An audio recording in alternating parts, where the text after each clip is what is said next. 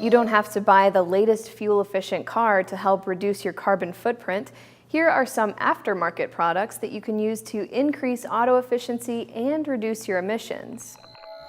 If you're talking about aftermarket version, as far as different accessories they can add to the vehicle and different parts, they can put up little chips in their engine to make their engine perform better.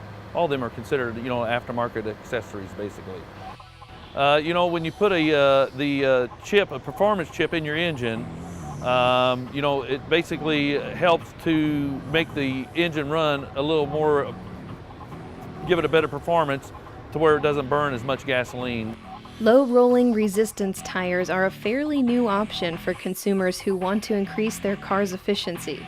Low rolling resistant tires have came out in probably the last, I'd say 7 or 8 years when the fuel prices really started climbing. Looking on the sidewall of the tire, they like to advertise that it is a lower resistant or a green tire, they may call it.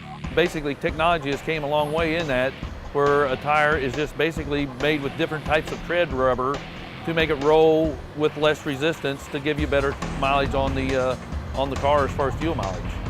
It's probably not a big significant amount that you would think maybe, but over a long period of time when you got a tire that we're going to sell you that's going to get you 80,000 miles, and that 80,000 miles, it's going to save you a significant amount of money in the long haul, but it probably isn't, maybe a half a mile to a gallon difference between one tire to another.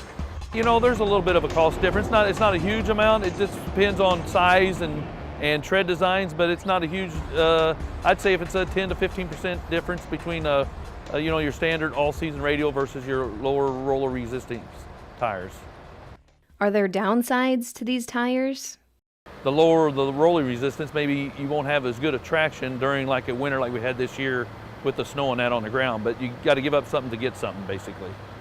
Well, I tell you, the number one thing about tires, to save you on gas and to give you a better gas economy and longer mileage on your tank of gas, number one thing is keep the air pressure up on your tires. It doesn't make any difference if it's low rolling resistance tires or your normal all-season tires. So you want to keep the air pressure up to get the best rolling resistance you can have and to get your best fuel economy. Another accessory that can increase efficiency is a spoiler. A spoiler helps split the airflow around the car 2 ways. One is it makes the laminar flow around the front of the car better. And on the back, there's an airfoil or air spoiler, and that sets the area of turbulence about 6 to 8 feet behind the car instead of immediately behind the bumper. So you have the negative pressure behind the car is less, so it's dragging the car less just by sticking a piece of plastic on the back. Some people think it looks cool too, but we always thought it was for vanity mostly, but it actually does do something.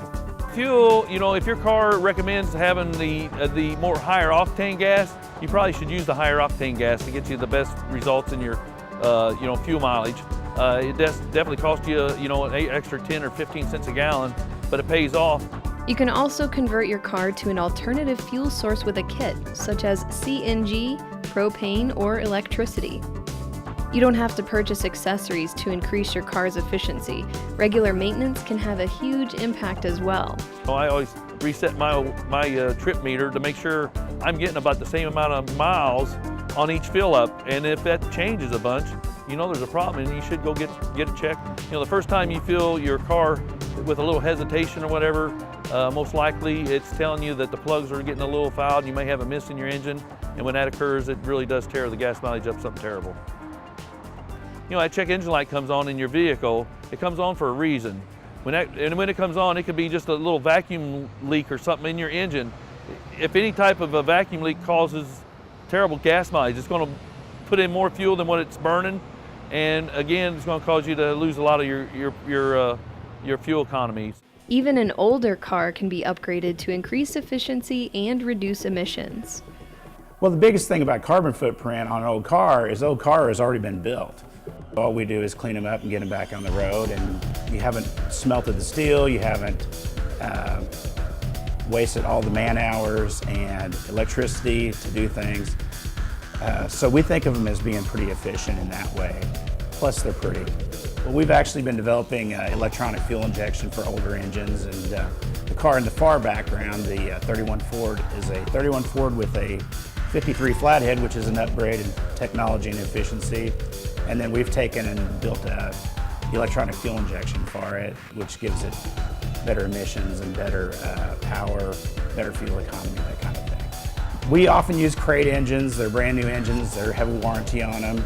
But some engines, like we have a Studebaker, a 64 Avanti Studebaker built here in Indiana. And we just did a real clean rebuild on it, tried to make it as close to original as possible. The engine is not available as a crate for that, so we have to rebuild the existing technology. The engine's brand new, basically, like the day it left the factory, which means you have a little less blow by and all the efficiency has been maximized. Often the fuel system is sludged up on an old car, so we clean the gas tank, the fuel lines, fuel pump, carburetor, make sure none of the valves are sticking or anything like that. So really it's just a maintenance issue that's been missed for some years. And we check the air-fuel mixture in the exhaust. We optimize that so it's not, the carbon footprint's as low as possible.